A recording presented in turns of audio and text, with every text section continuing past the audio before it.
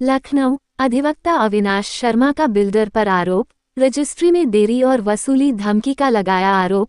Police से की शिकायत। आज लखनऊ शहर के एक चर्चित एवं अपने न्यायिक कार्यों व प्रभावी छवि से प्रकाश में आए अधिवक्ता पंडित अविनाश शर्मा ने लगाया लखनऊ के प्रसिद्ध बिल्डर पर मानसिक आर्थिक शोषण करने का आरोप।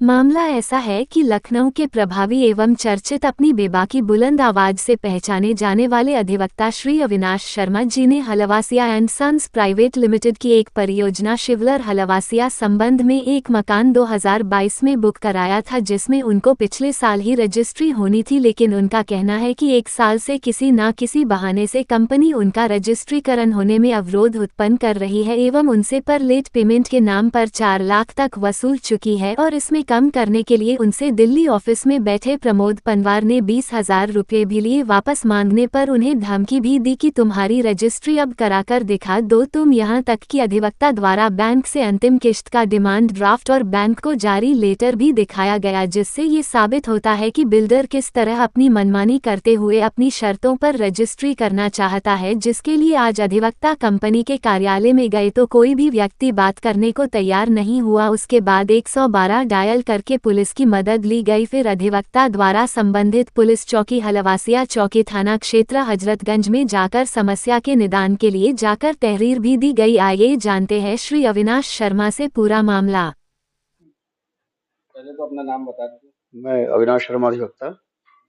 क्या समस्या है? हमारी समस्या ये 2022 मैंने हलवासा सिविलर संबंध का एक प्रोजेक्ट था, न्यू जेल रोड पे रो हाउस बुक किया था 2022 में, और आज तक ये लोग रजिस्ट्री नहीं करा पा रहे हैं हमारी। किस नाम से कंपनी में? हलवासा एंड सन्स प्राइवेट लिमिटेड। तो आखिर क्या मतलब समस्या आ रही है? समस्या ये आ रही, पहले दिन का प्रोजेक्ट कंप्लीट नहीं था, फर्जी तरीके से एलडीए से इन्होंने कंप्लीशन सर्टिफिकेट ले लिया। जब मैंने वो पूछा तो उसको बहाना बना के टाल दिए, कहने नहीं सब सही है हमारा। फिर हमने बैंक से फाइनेंस, मेरा बैंक फिर फाइनेंस इसीलिए नहीं हो रहा था, इनकी साइट कंप्लीट नहीं थी उस समय। फिर जब साइट कंप्लीट हो गई, बैंक ने फाइनेंस कर दिया, 16 लाख रुपए इनको दे दिया बैंक ने। अब इनका 1,47,200 रुपए मेरे पास बचा हुआ है केवल। 15 मई को इन्होंने हमें कहा कि 1,47,200 आप दे दीजिए, आपका फाइनल हिसाब क्लियर हो जाएगा। मैंने वो डीडी बनवा दी बैंक से, 25 तारीख को हमारी डीडी बन के आ गई। 19/5 को फिर से एक हमको डिमांड लेटर भेज दिया कि एक इंटरेस्ट और रह गया आपका। इस तरह केवल पैसे वसूली कर रहे हैं। क्या अमाउंट था जो इंटरेस्ट बता रहे थे? ये 12,000 भी बता रहे हैं। और इनके यहाँ पे एक कर्मचारी हैं, दिल्ली में बैठते हैं, प्रमोद पवार, सारी डीलिंग वही करते हैं। इससे पहले भी लेट पेमेंट पे हमारे ऊपर 4.5 लाख रुपए उन्होंने इंटरेस्ट निकाला था। तब मैंने उनसे कहा कि भैया इसको कम करा दिए, उनका 20,000 रुपए हमको दे दीजिए, हम कम करा देंगे। मैंने उनको 20,000 रुपए दे दिए।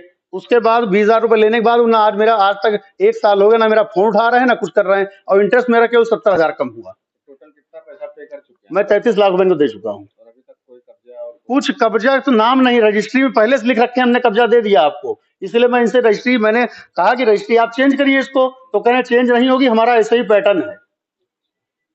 कब्जा नहीं दिया, रजिस्ट्री में लिख दिया, पहले कब्जा दे दिया। हम संतोषजनक स्थिति में हैं। मतलब किस तरीके से अपील करना चाहते हैं सरकार से, क्या कहेंगे? सरकार से नहीं, पहले तो इनका ये है कि इनका ऑडिट हो पूरा कायदे से, क्योंकि इन्होंने जितनी भी हमको पेमेंट की रसीद दी है, एक जीएसटी सब में चार्ज है, लेकिन जीएसटी इनवाइस नहीं है। वो टैक्स सब में शो कर रहे हैं, लेकिन वो टैक्स के कहीं उनके पास सेल वो नहीं है हमारे पास।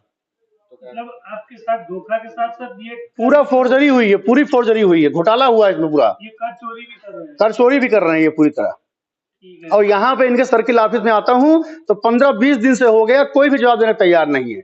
इनका केवल एक कहना होता है कि आप मेल करिए, वहीं से रिप्लाई आएगा। सर्कल ऑफिस में आते हैं तो कोई अधिकारी मिलता है या नहीं, 2-3 बार यहाँ लोग मिलते हैं, वो यही कहते हैं कि आप अपना समस्या बताइए, हम नोट कर लेते हैं, हम दिल्ली फॉरवर्ड कर देंगे।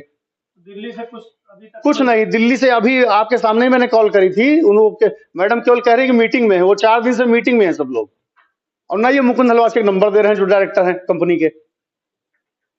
कुल मिला के खेल इसमें प्रमोद पवार का ही है।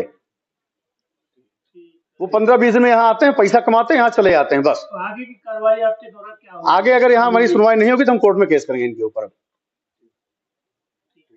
आपके पास सारे तथ्य हैं? सारे तथ्य हैं हमारे पास। एटीएस, रजिस्टर्ड एटीएस इन्होंने 2023 में किया था हमसे, एग्रीमेंट टू सेल किया था, वो रजिस्टर्ड है। सारा पैसा मैंने इनको दिया, एक एक पैसे का मेरे पास हिसाब है, इनके पास खुद हिसाब है। जो प्रॉपर्टी आप लेने वाले थे, आप मौके पे जाके देखें? मौके पे जाके देखें, बहुत ही जर्जर स्थिति में है, वो मजबूत ही नहीं है।